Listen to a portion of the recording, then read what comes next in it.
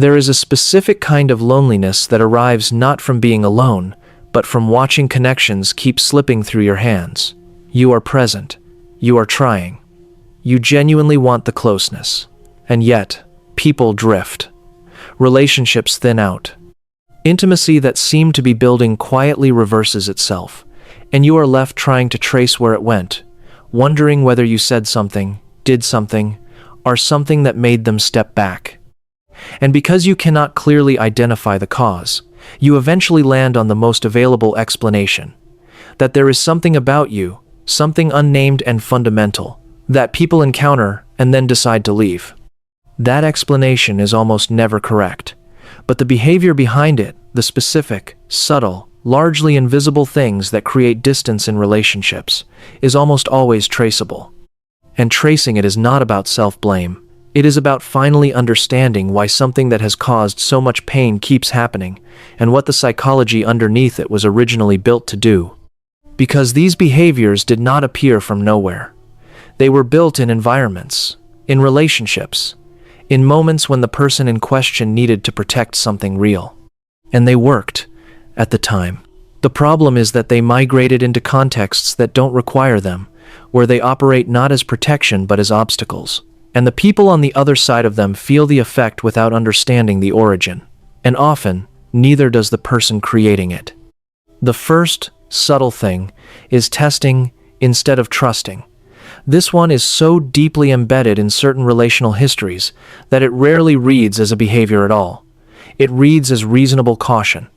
You want to know whether someone is genuinely reliable before you rely on them.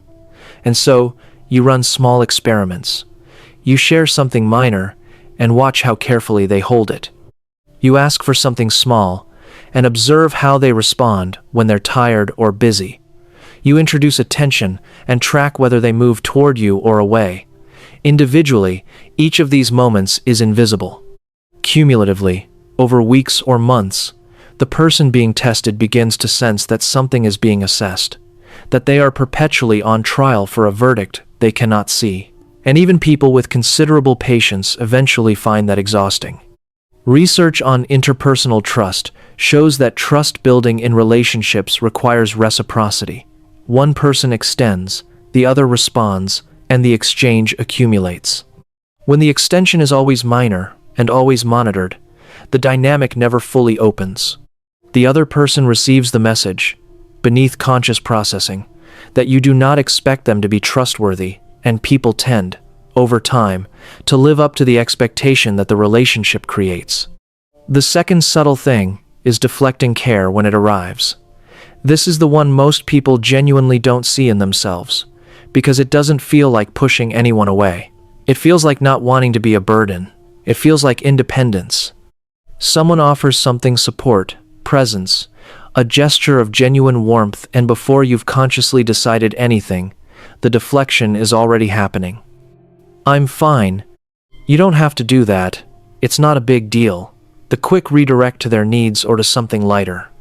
The gesture is received and returned, almost reflexively, to sender, and the person who offered it does not always know what to do with that. They wanted to give you something, you didn't take it. And over time, not immediately, not dramatically, but steadily they stop reaching. Not because they stopped caring, because the gesture keeps not landing anywhere. What reads as self-sufficiency from the inside reads as unavailability from the outside, and unavailability, however warm and however well-intentioned, creates distance. If this is landing somewhere in you, take a moment to like the video.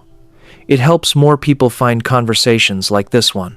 And if understanding the quiet behavioral patterns that shape how close people are able to get is something you want more of, subscribing makes that possible. The third subtle thing is using humor or lightness to escape depth at the moment depth arrives. Not chronic avoidance, but the specific, reliable thing that happens when a conversation begins to move towards something real. When someone asks something that actually reaches you, or shares something that creates a moment of genuine mutual exposure and the instinct kicks in to diffuse it, the joke that resets the tone, the subject change that preserves the warmth without the risk, the laugh that closes the door just as it was beginning to open. This pattern is so socially skilled that it often reads as charming rather than avoidant, which makes it especially hard to see.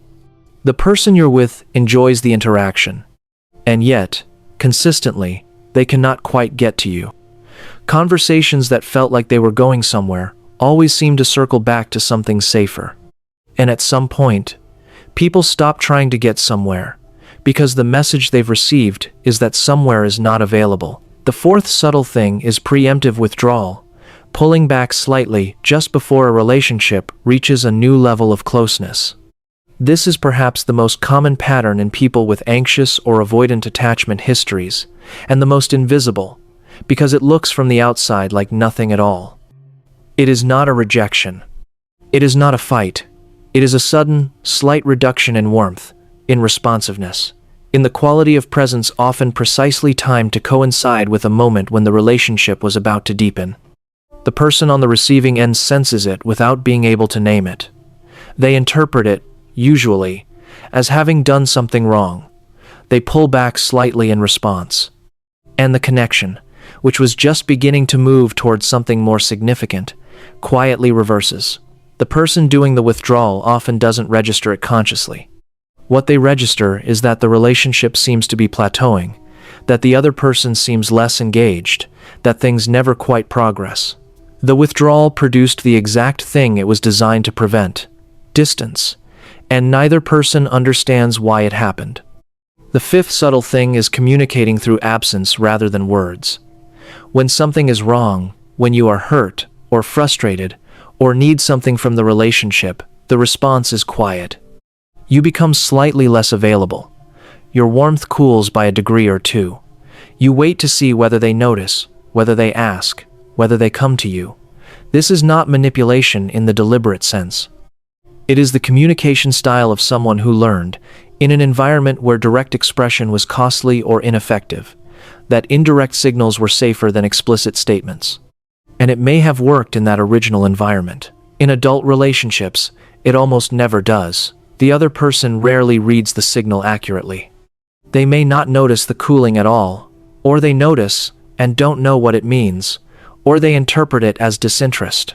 What you needed to express never gets received. And what was a small hurt hardens, over time, into distance because the thing that would have resolved it was never actually said. Here is the paradox that holds all five of these together. Every single one of them is, at its root, a protection mechanism. Testing before trusting is what people do when early trust is costly. Reflecting care is what people do when needing things reliably produces disappointment. Using lightness to escape depth is what people do when depth was once used against them. Preemptive withdrawal is what people do when closeness reliably preceded abandonment. Communicating through absence is what people do when direct expression is not safe. Each behavior was built for a reason. Each one was, in its original context, a reasonable response to something genuinely difficult, and each one, carried into relationships that are actually trying to work, quietly dismantles the thing it was built to protect, which is the precise cruelty of protective patterns. They defend you from connection in the exact moment you want connection most. Seeing them is the beginning of something, not an immediate fix. These patterns are old and grooved, and they activate faster than conscious thought. But the act of recognizing them, of understanding what they were originally for, and what they cost now, creates a small but real space between the pattern and the response. And in that space, something different becomes possible. The people who drifted may not have needed you to be different. They may have needed a slightly smaller gap between what you actually felt and what you allowed to show. What is the thing you most want people to know about you that you have the most difficulty letting them see? And if you like what you have watching, and you would love to see more videos of how to change that perception of you, don't forget to hit that like button and follow for more so you won't miss anything.